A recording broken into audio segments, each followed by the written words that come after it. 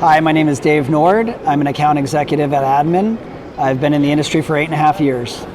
So at ADDMAN, on the polymer side, we have a diversified stance as far as technologies goes. Everybody says 3D printing, that's a blanket term, additive manufacturing. Currently we have SLA, stereolithography, FDM and FFF on the filament side. On the powder side, we offer SLS and multi-jet fusion from HP.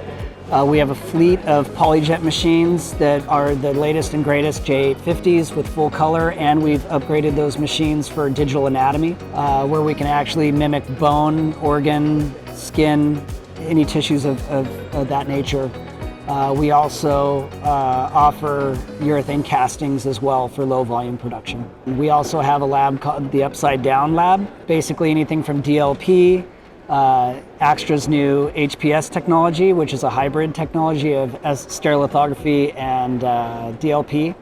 And we have a fleet of carbon machines, or machines from carbon. The technology is called digital light synthesis, DLS. Great for end game applications.